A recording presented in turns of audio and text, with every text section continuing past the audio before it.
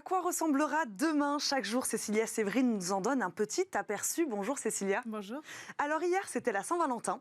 Et si vous avez raté l'occasion de faire plaisir à votre partenaire, vous nous donnez, Cécilia, l'occasion de nous rattraper avec une belle innovation. Oui, je vous propose, Eva, pour vous rattraper, d'envoyer une lettre d'amour directement dans l'espace. Ça devrait impressionner votre partenaire. Et vous excusez, l'application en fait Adopte un mec lance une opération spéciale Saint-Valentin où elle propose donc à son public, à ses utilisateurs, mais pas que, à tout le monde, d'envoyer 1000 lettres d'amour dans l'espace. Mais où dans l'espace, Cécilia?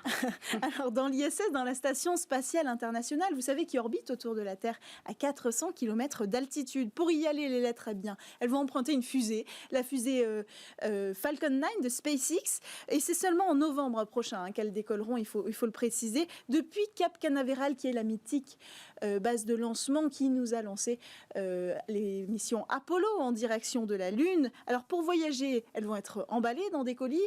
Le colis va faire environ 500 grammes. Je vous dis ça pourquoi? Parce que c'est important de préciser que l'incidence de ce colis sur la charge utile de la fusée ne sera que de 0,002%.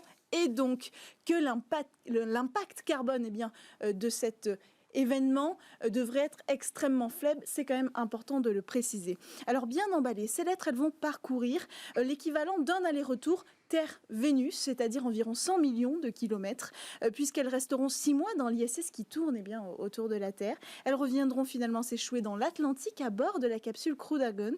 Et là seulement, elles pourront rejoindre enfin leur destinataire avec en prime un petit certificat de voyage. Alors comment on fait pour envoyer ces mots doux dans l'espace? Alors on va sur le site internet adopteinmec.com et puis là on va pouvoir d'abord écrire sa lettre d'abord sur ordinateur et puis enregistrer ses données personnelles, son nom, son prénom, son adresse mail, son numéro de téléphone, et c'est là aussi évidemment, il faut le dire, que réside l'intérêt pour la marque d'organiser ce genre d'événement, parce qu'il y a une collecte de données. Et puis ces lettres-là, vous pouvez faire cette démarche. Vous n'avez par contre que jusqu'au 1er mars. Il faut se dépêcher un petit peu pour se rattraper, sinon ce sera fini pour votre partenaire. Et puis, puisque c'est un concours, c'est un jury d'amateurs qui va choisir les plus belles lettres d'amour et qui va en sélectionner 1000.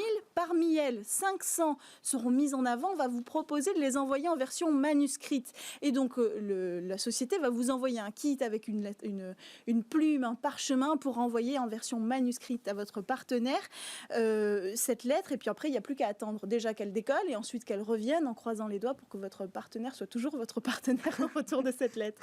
Il n'y a pas de chance que les lettres soient altérées, par exemple, Cécilia? Si, c'est possible. En fait, on n'en sait rien. C'est ce qui ajoute aussi un petit peu au piquant de cette initiative, parce que les lettres pourraient recevoir des rayons ionisants du soleil, par exemple, et la teinte de l'encre pourrait être légèrement altérée, ou alors la teinte de la feuille.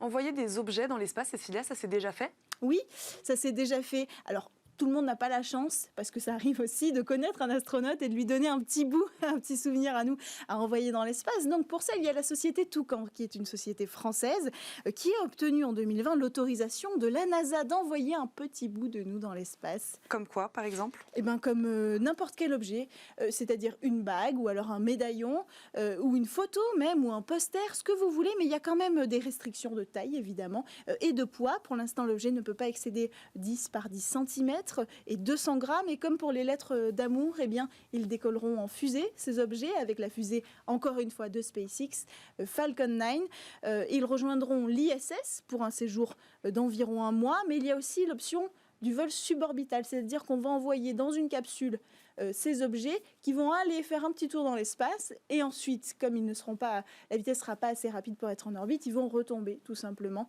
pour venir encore une fois s'écraser dans l'océan, et là ils seront récupérés. Ils vont flotter environ 3 minutes dans l'espace. Donc il y a les deux formules. Dernière question, combien ça coûte? C'est pas donné, mais c'est quand même un cadeau assez particulier. Et puis il s'agit de se rattraper pour la Saint-Valentin. L'objet, pour l'envoyer dans le cas de Toucan, c'est 2000 € pour l'envoyer dans l'ISS, 1500 € pour l'envoyer dans l'espace, seulement flotter 3 minutes, et puis c'est 1000 € de moins s'il s'agit simplement d'une photo ou d'un poster. Merci beaucoup Cécilia pour cette innovation spéciale. À suivre le Lab présenté par vous, 4 jeunes pousses d'avenir à découvrir.